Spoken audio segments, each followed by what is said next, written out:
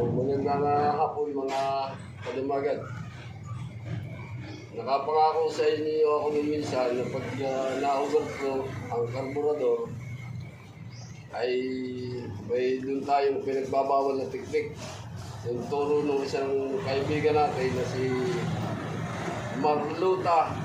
Marlon Mercado, Silungon. Doon tayo medyo natutong mag-mekaniko ng konti. Ngayon, papakita ko na sa inyo yung pinagbabawal na teknik. Ito, kahit umaandar, tulo na tulo ang karburador. Pagkatanggal ninyo, itong sinusutan itong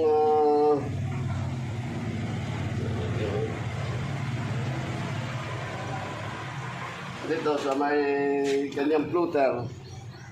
Yan, din sumusuot. Itong design nito, ito yung hindi natatanggal.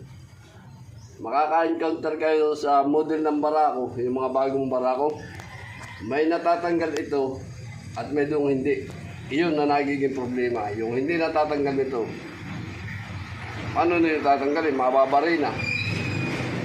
Tapon ng karburador, bibili ng bago. Pero pag minsan, nare-remedyuhan ng dumagat.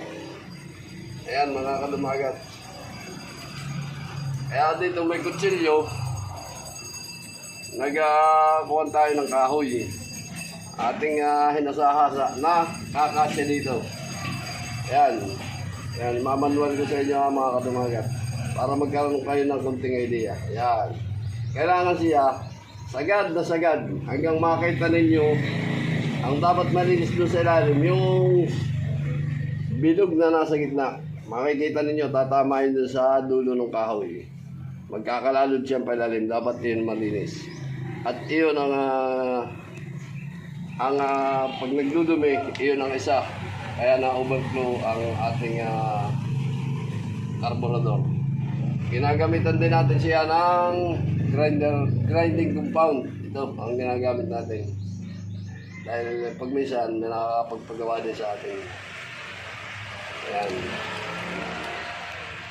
Medyo ikis-kis lang ninyo ng konti.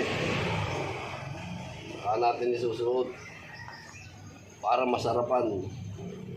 Pero hindi na ito virgin, mga kadumagat. Yan.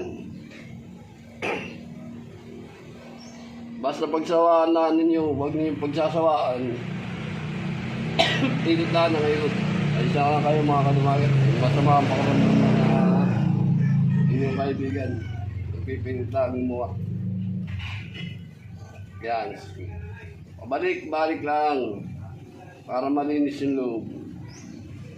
Dahil pag yung madumi yun, hindi nalapat masyado yung guma nung pinakang titi niya.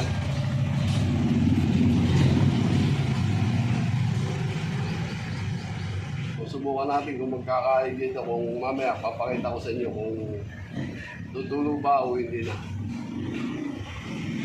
Kaya mas maganda rin yung marami tayong kaibigan. Pag minsan, marami silang naituro sa atin. Doon tayo nagsisimula para tayo ay magkaroon ng mga idea. Kaya mga kadumagat, kita ninyo. Pag nakita na ninyo na umiitim na yan, tapos nagkakaroon dulo, ibig sabihin naabot yung butas sa ilalim. Yan. Tatanggal na yan yung mga itim-itim. Yan mga kalumagat. Yung mga umabang sa akin, sa tuturan nito, ito na po yun. Ito lang ginagawa ng dumagat para mawala yung overflow. Doon sa mga hindi natatanggal yung tanso na yun. Pero yung iba naman, pag tinanggal mo yan, hindi palit. Magkasawa palit, tanggal ang overflow. Pag minsan wala yung may-ari na pambili ng karburador, yan, sinusubukan natin gawa ng pinagbabawal na teknik. Okay, mga kadumagat, sana may natutunan na naman kayo kahit paano. Maraming salamat. Bye-bye. Peace.